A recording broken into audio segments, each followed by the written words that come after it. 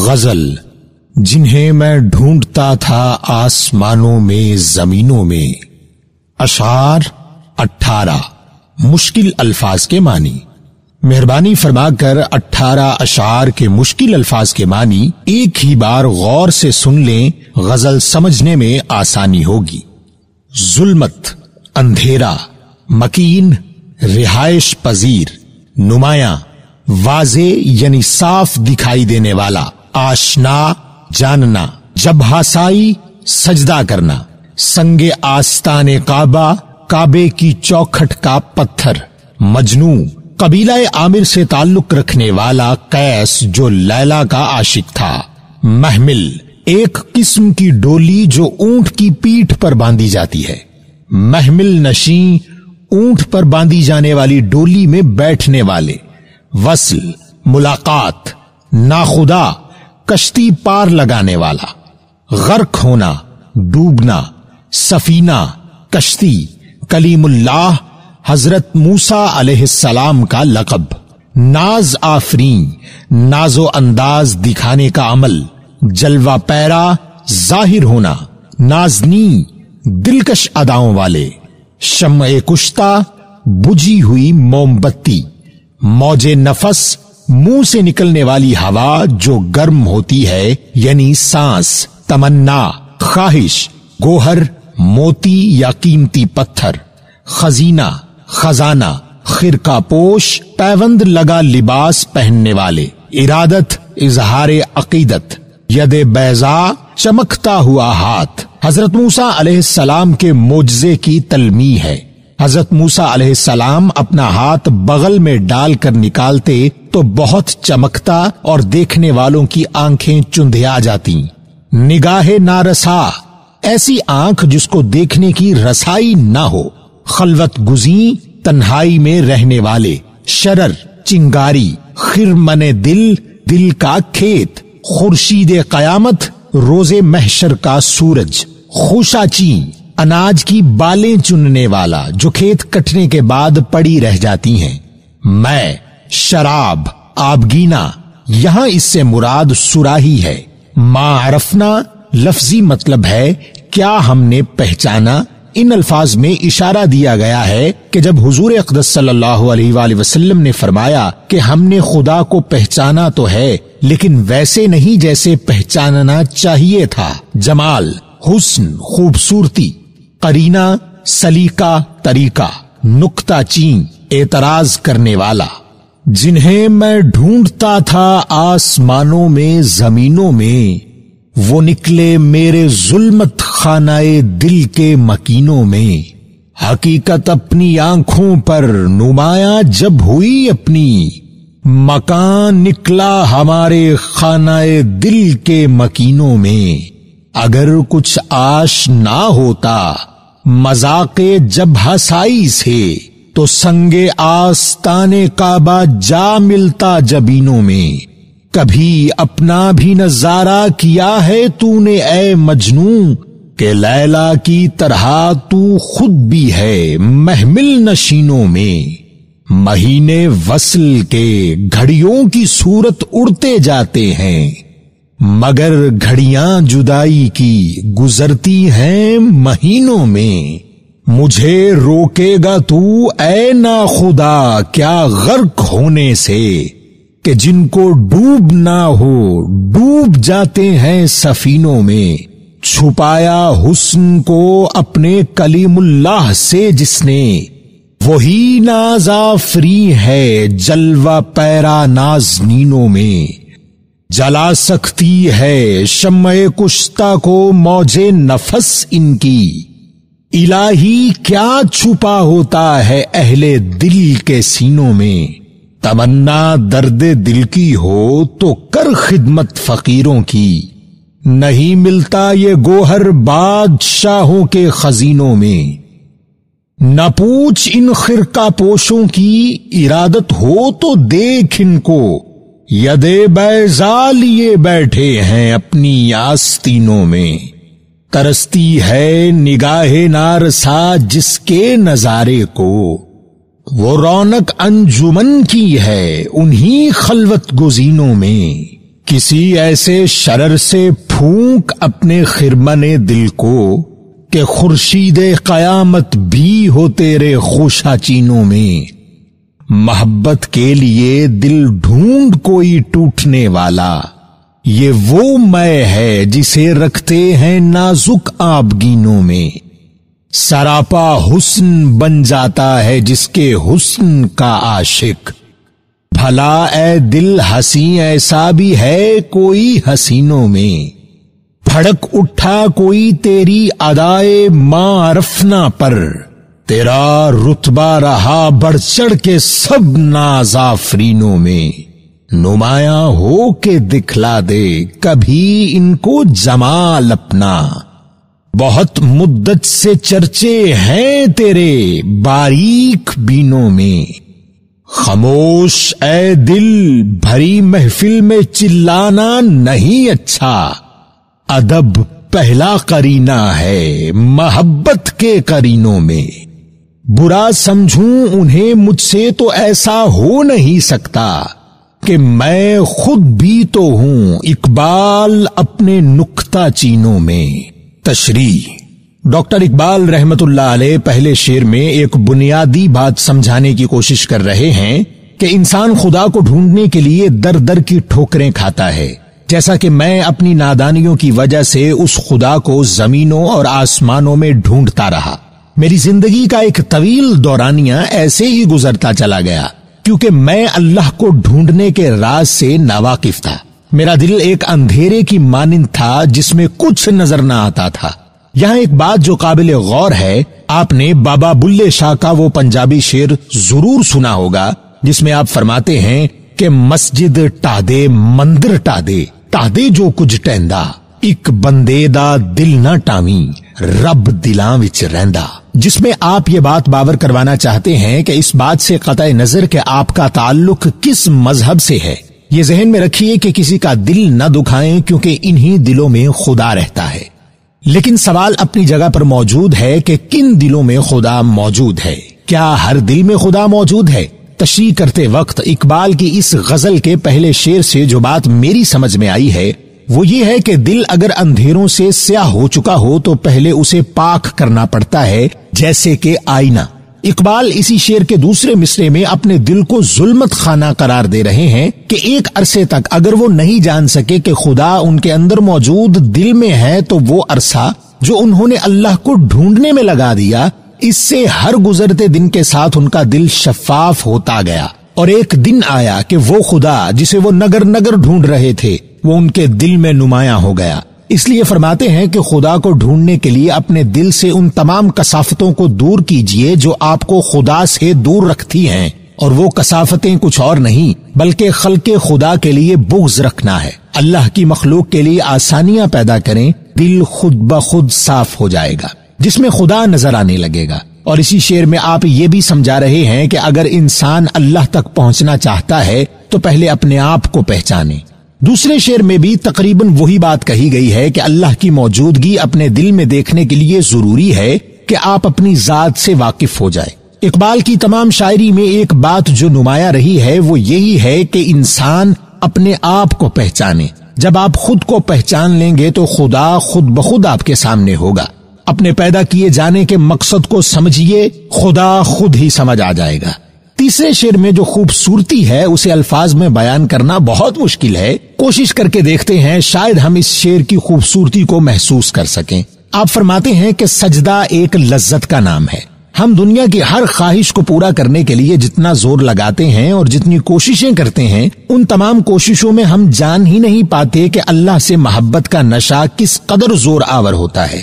فرماتے ہیں کہ اگر کعبہ کی چوکھٹ کے پتھر کو جہاں ہم سجدہ کرنا اپنے لیے باعث اعزاز سمجھتے ہیں، اگر اس پتھر کو بھی ہمارے سجدے کی لذت اور جذبے کا اندازہ ہو جائے تو وہ پتھر بھی ہماری طرح سجدہ کرنے والا بن جائے، وہ پتھر بھی ہم ہی سجدہ کرنے والوں میں شامل ہو جائے. اس شعر میں اقبال نے خدا کے سامنے جھکنے اور سجدہ ریز ہونے کی لذت اور اس کے انعام کی وقت سے آگاہ کیا ہے کہ کاش آپ سجدے کے لطف سے واقف ہو جائیں جو ہر نشے سے برتر اور پرکیف۔ چوتھا شعر بھی کیا ہی خوب ہے، جس میں اقبال نے مجنو یعنی قیس کا نام لیا ہے، لیکن دیکھا جائے تو اصولی طور پر ہم میں سے ہر وہ شخص جو واقعی مجازی یا حقیقی محبت میں گرفتار ہے، اس سے یہ شعر منسوب کیا جا سکتا ہے جس میں اقبال دل والوں کو ان کی وقت بتا رہے ہیں۔ فرماتے ہیں کہ تم اپنے محبوب کے لیے ہر وقت جنگلوں، پہاڑوں اور صحراؤں میں مارے مارے پھرتے ہو، کبھی تم نے اپنی ذات کی طرف دیکھا ہے؟ اقبال فرماتے ہیں کہ میرے نزدیک تم نے بھی اپنے آپ کو اسی لیلا کی طرح پردے میں چھپا رکھا ہے، لیکن اگر تم اپنے آپ کو اس پردے سے باہر لے آؤ تو یقینی طور پر دنیا والوں کی بڑی تعداد اسی طرح تمہاری تلاش اور محبت میں سرگرداں ہو جائے گی جیسے تم لیلا کی محبت میں دشت و بیاباں چھانتے پھرتے ہو۔ یعنی اقبال ہر عاشق کو یہ باور کروا رہے ہیں کہ اس میں محبوب ہونے کی صلاحیت ہے۔ اگر عشق حقیقی کے تناظر میں دیکھیں تو اقبال فرماتے ہیں اگر تو خالق کائنات کی تلاش میں اپنی ذات فنا کر رہا ہے تو یہ مت بھول کہ وہ خالق تجھے تجھ سے بھی زیادہ محبت کرتا ہے۔ اور اب آپ اندازہ کیجئے کہ آپ کا خدا سے محبت کرنا تو ایک طرف، جب خدا آپ سے محبت کرنے لگے تو کیا ہوگا۔ پانچویں شعر میں حضرت اقبال نے اپنے محبوب سے دوری کے باعث سہنے والی تکلیف کو واضح کرتے ہوئے فرمایا ہے کہ جب محبوب سے ملاقات ہوتی ہے تو وقت پر لگا کر اڑنے لگتا ہے جیسے کئی مہینے چند لمحوں کی صورت اختیار کر لیں، اور جب اسی محبوب سے جدائی کا وقت ہوتا ہے تو ایسا محسوس ہوتا ہے جیسے چند لمحوں نے مہینوں کی شکل اختیار کر لی ہے۔ یہ محبت کی انتہا ہے جو اقبال اپنے شعر میں بیان کر رہے ہیں۔ چھٹے شعر میں اقبال نے انتہائی گہری سوچ کا مظاہرہ کیا ہے۔ فرماتے ہیں کہ اگر کوئی انسان خود ڈوبنا چاہے تو اسے روکنا ناممکن ہے۔ یہاں ڈوبنے سے مراد خود کو کسی کے عشق میں فنا کرنا ہے۔ جب انسان عشق کے دریا میں اترتا ہے تو پھر یہ دریا خود ہی بھنور کی صورت انسان کو خود میں سمو لیتا ہے۔ فرماتے ہیں اگر عشق کو ایک سمندر سمجھتے ہوئے یہ جان لیا جائے کہ عاشق ایک کشتی میں سوار ہے اور ملاح کی ذمہ داری ہے کہ وہ اسے ڈوبنے نہ دے، تو اقبال فرماتے ہیں کہ عاشقوں کی فطرت میں شامل ہے کہ وہ ڈوبنا چاہیں تو کشتی میں بیٹھے بیٹھے بھی ڈوب جائیں۔ یہاں ڈوبنے سے مراد کسی کی یاد میں گم ہو جانا بھی ہے۔ کئی بار ہم یہ جملہ بولتے ہیں کہ آپ کس کی یاد میں ڈوبے ہوئے ہیں۔ محبوب کی یاد میں ڈوبنے کا لطف بھی ایک عاشق ہی سمجھ سکتا ہے۔ یہاں مجھ ناچیز کو اپنا ایک شعر یاد آیا ہے کہ تیرے غم میں جب بھی گم ہوا ہوں میں، پرندے کندھوں پہ بیٹھ جاتے ہیں۔ ساتویں شعر کی طرف بڑھتے ہیں جس میں حضرت اقبال نے اللہ تعالیٰ کے وجود کو بڑی خوبصورتی سے بیان کیا ہے۔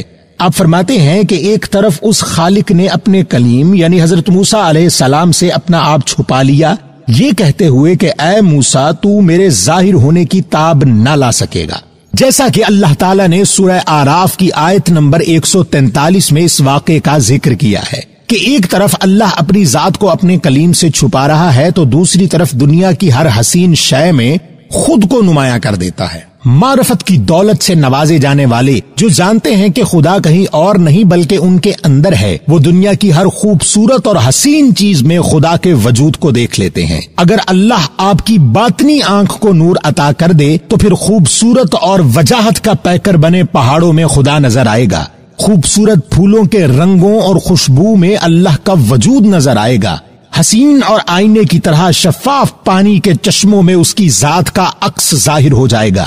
صبح کے وقت پرندوں کی خوبصورت مختلف آوازیں اس کے وجود کا پتہ دیں گی۔ بارش اور طوفان کے درمیان بادلوں کی گرج اپنے خالق کا وجود عیاں کر دے گی۔ جیسا کہ پہلے اشعار میں اس بات کا تذکرہ تھا کہ اپنے دل کو صاف کر لیجئے، خدا آپ کے سینوں میں نمایاں ہو جائے گا، اور اسی طرح اقبال کی تمام شاعری کا خاص موضوع یہ بھی ہے کہ اگر انسان اپنے آپ کو جان لے تو وہ خدا کو بھی جان لیتا ہے۔ اور 8ویں شعر میں حضرت اقبال ناممکن کو ممکن بنانے کا طریقہ جاننے کی کوشش میں ہے، یا یوں کہہ لیجئے کہ وہ طریقہ اقبال ہمیں بتانے جا رہے ہیں۔ جیسا کہ پہلے اشعار میں انسان کو اپنے آپ کو صاف اور روشن کرنے کی تلقین کر رہے ہیں، اس شعر میں ایک سوال ہے کہ اگر انسانی دل کو ایک شمع تصور کر لیا جائے اور یہ ہمارے اعمال کی بدولت بجھ جائے تو ہماری سمجھ سے بالاتر ہے کہ کیسے اس شمع کو دوبارہ روشن کیا جائے، جبکہ وہ لوگ جن کو تو نے اپنی معرفت کے حسن سے نوازا ہے وہ جب چاہیں اپنی مرضی سے ان بجھے ہوئے دلوں کو دوبارہ روشن کر دیتے ہیں۔ یہاں دیکھا جائے تو اقبال یہ تلقین کر رہے ہیں کہ اگر آپ بھی ان بجھے ہوئے دلوں کو روشن کرنا چاہتے ہیں تو پھر پہلے اس کے طریقے سے آشنا ہو لیں، اور وہ طریقہ بغیر سیکھے تو نہیں آ سکتا، لہٰذا ان اہل دل کی صحبت اختیار کر لیں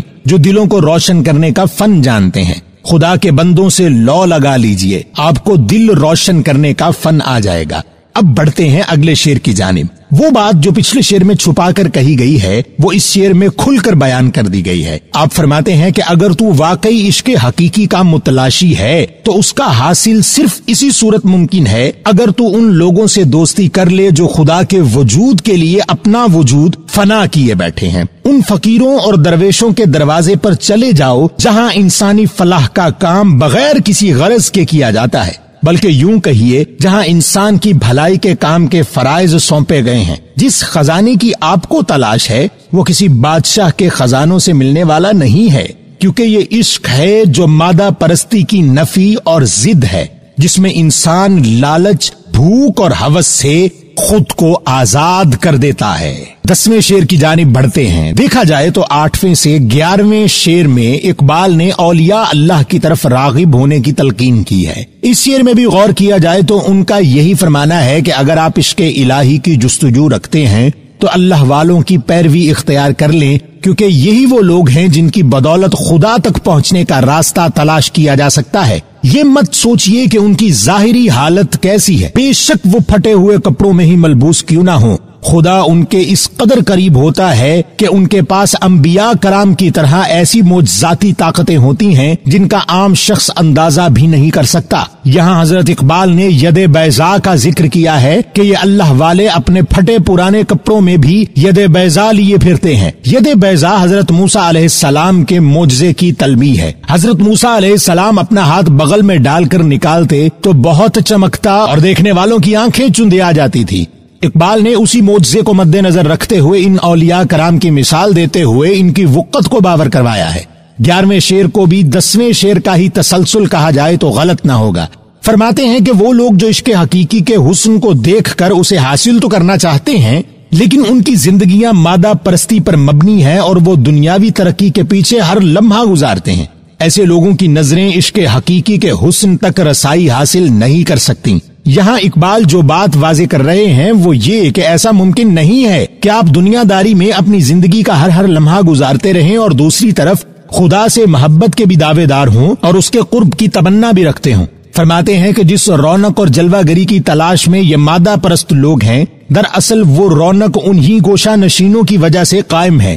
یہی وہ لوگ ہیں جو دنیا میں اپنے عشق کی بدولت لوگوں میں آسانیاں بانٹتے ہیں، اللہ سے تعلق قائم کرواتے ہیں، بتاتے ہیں کہ خدا کے قریب ہونے اور اس کی محبت حاصل کرنے کے طریقوں میں بہترین طریقہ یہی ہے کہ خدا کے بندوں کے لیے آسانیاں پیدا کی جائیں۔ سامعین، اب ہم 12ویں شعر کی تشریح کرتے ہیں۔ یہاں اقبال براہ راست مسلمان سے مخاطب ہو کر فرما رہے ہیں کہ تو جاننا چاہتا ہے کہ اس دنیا اور آخرت کا سب سے حسین مقصد کیا ہے، تو سنو، وہ حسین مقصد اللہ کے حبیب کے عشق کا تمہارے دل میں ہونا ہے۔ فرماتے ہیں کہ اپنے دل کی کھیتی کو اسی عشق کی آگ سے جلا دو۔ اگر تمہارے دل کی کھیتی حضور اقدس صلی اللہ علیہ وآلہ وسلم کے عشق کی آگ سے روشن ہو گئی تو وہ سورج جس سے تو روشنی لیتا ہے وہ بھی تمہارے دل میں جلنے والی آگ کی تمنا شروع کر دے گا۔ وہ سورج بھی یہی چاہے گا کہ مجھے بھی یہی آگ دی جائے جیسی اس حضور صلی اللہ علیہ وآلہ وسلم کے عاشق کو عطا کی گئی ہے۔ جیسے شروع کے اشعار میں اقبال نے کعبے کی چوکھٹ کا ذکر کیا تھا کہ اگر اسے سجدے کی لذت معلوم ہو جائے تو وہ بھی سجدہ کرنے والوں میں شامل ہو جائے، ویسے ہی عشق رسول صلی اللہ علیہ وآلہ وسلم کی آگ میں جلنے کی لذت اگر دل میں جلنے لگے تو سورج بھی اسی آگ سے فیض پانے لگے۔ 13ویں شعر کو دیکھتے ہوئے مجھے حضرت اقبال کا ہی ایک شعر یاد آ گیا ہے جس میں آپ فرماتے ہیں کہ تو بچا بچا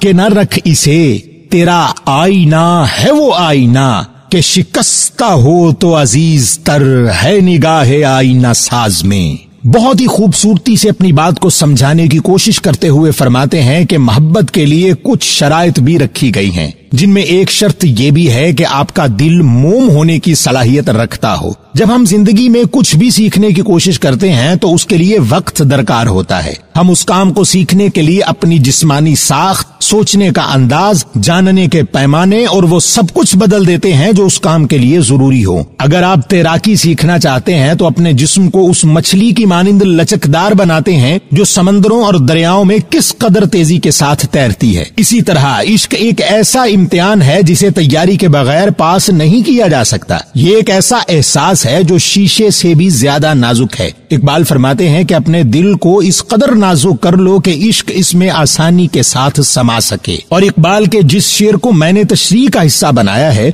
उसका मतलब भी यही है कि ऐ इंसान तो अपने दिल की इतनी हिफाजत मत कर, क्योंकि इस दिल के बनाने वाले यानी अल्लाह को टूटे हुए दिलों से ज्यादा मोहब्बत होती है। 14वें शेर को शुरू करते हुए मुझे सही मुस्लिम की जिल्द अव्वल के बाब ईमान का बयान से हदीस नंबर 266 ज़हन में आई है, जिसमें हुजूर अक़दस सल्लल्लाहु अलैहि वसल्लम फरमाते हैं कि अल्लाह खूबसूरत है और खूबसूरती को पसंद फरमाता है। अब हम शेर की तशरीह की तरफ बढ़ते हैं, जिसमें इकबाल फरमाते हैं कि जरा सोचिए वो कौन है जिसका हुस्न इस कदर लासानी और लाजवाब है कि उस हुस्न से इश्क करने वाला भी खूबसूरत कहलाने लगता है। और यकीनी तौर पर इकबाल का इशारा आकाए दो जहां हजरत मोहम्मद सल्लल्लाहु अलैहि वसल्लम के हुस्न की जानिब है, जिनका सबसे बड़ा आशिक अल्लाह खुद है। हुजूर सल्लल्लाहु अलैहि वसल्लम की शान में गुलहाए अकीदत पेश करते हुए इकबाल फरमा रहे हैं कि यही वो हस्ती है जिनके आगे कायनात की तमाम खूबसूरती, हुस्न और दिलकशी दम भरते हैं, और यही वो हस्ती हैं जिनके हुस्न पर खुदा आशिक होकर खुद को भी खूबसूरत कहने लगता है। इकबाल ने हुजूर अक़दस सल्लल्लाहु अलैहि वसल्लम की जात के लिए अल्लाह के इश्क के सामने तमाम जहानों के आशिकों को पस्त कर दिया है। और ये हजरत इकबाल के इश्क इलाही और इश्क रसूल सल्लल्लाहु अलैहि वसल्लम का ही खासा है कि वो अल्लाह के आशिक होने का सबूत उसी की खूबसूरती से मशरूत कर रहे हैं। 15वें शेर में एक लफ्ज मा अरफना इस्तेमाल हुआ है, जो कि हुजूर अक़दस सल्लल्लाहु अलैहि वसल्लम की एक हदीस का हिस्सा है, जिसमें आप फरमाते हैं हमने तुझे उस तरह नहीं पहचाना जिस तरह पहचानने का हक था। यहाँ जो चीज काबिल गौर है वो ये है कि हुजूर अक़दस सल्लल्लाहु अलैहि वसल्लम की जात से बढ़कर किसी ने खुदा को नहीं पहचाना, लेकिन अपने आप को अपनी उम्मत के साथ मिलाते हुए आप सल्लल्लाहु अलैहि वसल्लम ने इस कदर आजिज़ी का मुजाहिरा किया है, शायद हमारे जैसे गुनहगार इंसान इसका अंदाजा ही नहीं कर सकते। इकबाल फरमाते हैं कि अल्लाह को हुजूर अक़दस सल्लल्लाहु अलैहि वसल्लम की ये अदा इस कदर पसंद आई कि उसके इश्क ने जोश मारा और हुजूर अक़दस सल्लल्लाहु अलैहि वसल्लम की जात को तमाम अंबिया कराम और पूरी कायनात में सबसे ज्यादा अफजल और बरतर करार दे दिया। इकबाल इस शेर में जो बात समझाना चाहते हैं वो ये कि अगर सारी कायनात पर अफजल तरीन हस्ती जिस पर खुदा भी फिदा है, अगर वो हर दर्जे की मार्फत का पैकर होने के बावजूद इस कदर आजिज़ी का मुजाहिरा कर सकते हैं, तो हम इंसान उस खालिक के सामने झुकना क्यों नहीं सीख लेते। 16वें शेर में हजरत इकबाल आकाए दो जहां हुजूर अक़दस सल्लल्लाहु अलैहि वसल्लम की बारगाह में दरखास्त करते हुए फरमा रहे हैं कि बेशक आप सल्लल्लाहु अलैहि वसल्लम का हुस्न कायनात की हर चीज से बरतर है। आप पैकरे जमाल हैं, लेकिन दुनिया भर के दानिश्वर, फलसफी, मुफक्किर आप सल्लल्लाहु अलैहि वसल्लम की जाहिरी और बातनी हुस्न की बहस में पड़े हुए हैं। मेरी नाकिस अक्ल के मुताबिक यहाँ इस शेर में जमाल से मुराद सिर्फ जाहिरी हुस्न ही नहीं बल्कि वो तमाम सिफात भी हैं जिन्होंने हुजूर अक़दस सल्लल्लाहु अलैहि वसल्लम की जात को दुनिया की सबसे बेहतरीन हस्ती बनाया। उसकी वजह यह है कि दुनिया ने आपके जाहिरी हुस्न को हर लिहाज से तस्लीम किए रखा है, लेकिन बातनी हुस्न पर आज भी मुनाजरे और मुबाहिसा जात मंजर आम पर आते रहते हैं। हजरत इकबाल आकाए दो जहां सल्लल्लाहु अलैहि वसल्लम के सामने दरखास्त गुजार हैं कि दुनिया के फलसफी आप जनाब सल्लल्लाहु अलैहि वसल्लम के हुस्न पर बहस में मुब्तला हैं। क्या ही अच्छा हो अगर आप सल्लल्लाहु अलैहि वसल्लम ऐसे लोगों पर जाहिर होकर उनकी गलत फहमियां दूर करते हुए उन्हें भी अपना आशिक बना लें। अगले शेर को पढ़ते हुए इकबाल के अदब और अकीदत की इंतहा का पहलू खुलकर सामने आ जाता है। जैसा कि पिछले शेर में इकबाल हुजूर अक़दस सल्लल्लाहु अलैहि वसल्लम की जात से बराह रास्त मुखातिब थे, लेकिन अगले ही शेर में अपने दिल से मुखातिब हुए और अपने आप को अदब के तरीके से वाकिफ करवाते हुए फरमा रहे हैं कि तुम्हें हुजूर सल्लल्लाहु अलैहि वसल्लम की बारगाह में इतना भी नहीं बोलना चाहिए। ये बारगाह आकाए दो जहां है, यहाँ अगर ज्यादातर खामोश ही रहा जाए तो बेहतर है, क्योंकि आका के दरबार में ज्यादा बोलना भी अच्छा नहीं समझा जाता और खास तौर पर हर मुसलमान के लिए ये लाजिम है कि हुजूर अक़दस सल्लल्लाहु अलैहि वसल्लम की बारगाह में पेश होते ही अपनी आवाजें पस्त कर लें।